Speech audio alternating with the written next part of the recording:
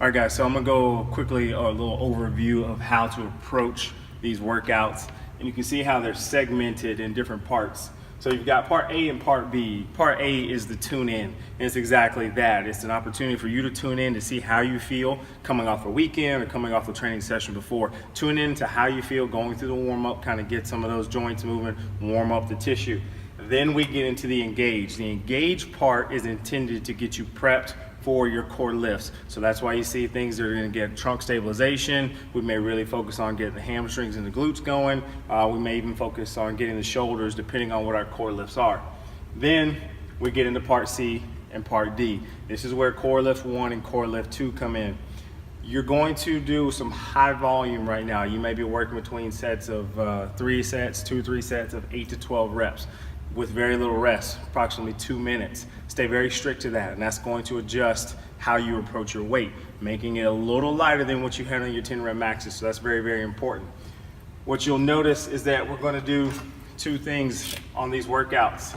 If this is a person, they're facing this way right here, these are the arms, what you'll notice is the core lifts, they will go from maybe a squat, focused on the front part of the lower body, and then we'll do a row focused on the back part, okay? We go here.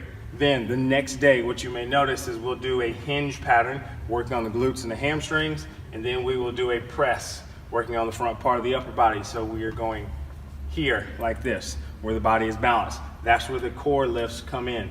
Make sure that you push yourself and challenge yourself here, but obviously be very smart about it. If you're doing a bench press and you've got a shoulder injury, maybe you might need to shorten your range of motion. So do those kind of things. I think you might notice that there is a front squat option. So if you have trouble putting your elbows in this position, this back rack position with external rotation of the shoulder, then you can stay here or here for the front rack. You've got options, okay? Then you'll see, like I said, paired with that, something depending on what part of the body we're working on. Again, still probably the same rep scheme or a little bit different depending on what part of the body, and still with very limited rest, all right? So big muscle groups, big compound movements.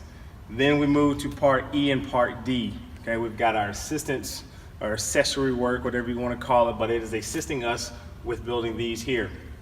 The high volume from those are going to help us build a little muscle. You've seen the word or maybe heard the word hypertrophy. We're building a little bit of muscle mass. Here with the assistance work, you're going to superset, meaning you'll do 2 exercises back to back before you rest. So this is going to have a little bit of a conditioning effect. It's going to kick up your heart rate, and this is going to assist us in improving some of these bigger lifts, okay? So we've got 2 exercises here, maybe 2 exercises here as well.